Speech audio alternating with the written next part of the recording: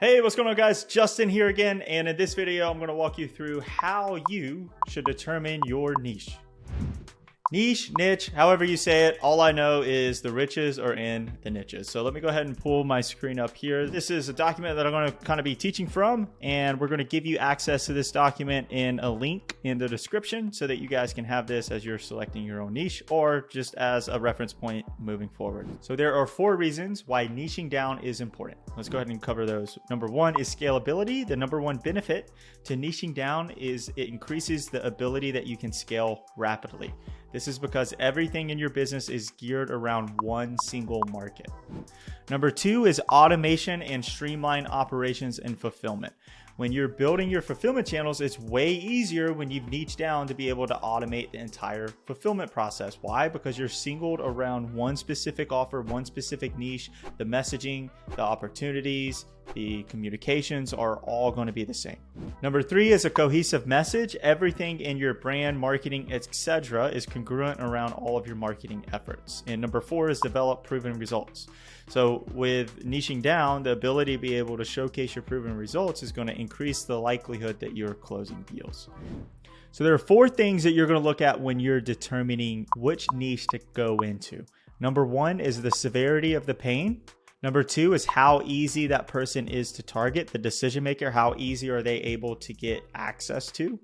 Number 3 is the buying power, or is this person or is this niche buying or purchasing your services?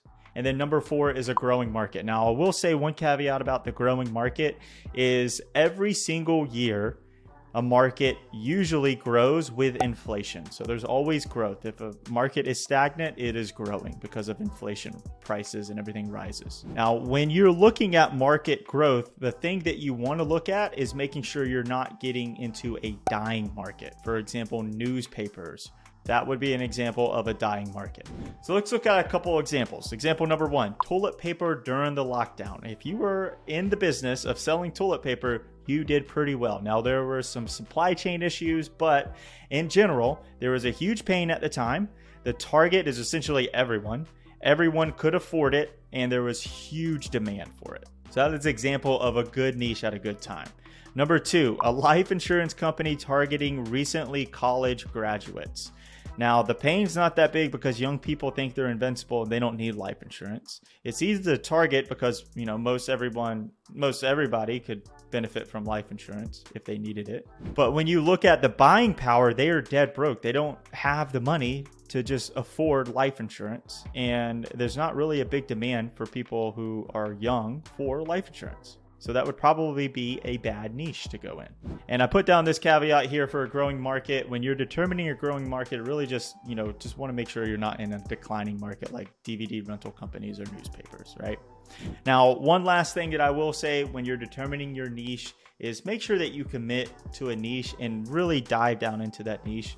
We've had a lot of our clients try to hop niches and try to figure out well, hey, this niche doesn't work because X, Y, and Z. The decision maker is way too hard. There's so many competitors. Where what we normally find is that the niche isn't the problem, it's your offer. Now, we have another video where we go into way more detail on how to create a specific offer that people feel stupid saying no to, that you can charge more money on, and there's a handful of other things that we cover in there. I want to put that in the description below.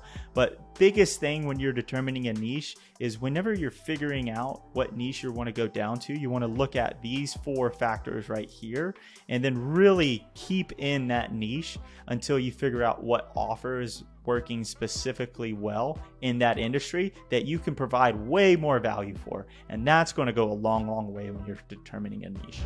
So that's it for this video, guys. I hope you enjoyed this video. If you liked it, go ahead and hit that subscribe button so you can see more videos like this. Go ahead and hit that thumbs up button, and then feel free to leave any questions that you guys have in the comments, and we will be more than happy to answer those for you guys. I will see y'all on the next video.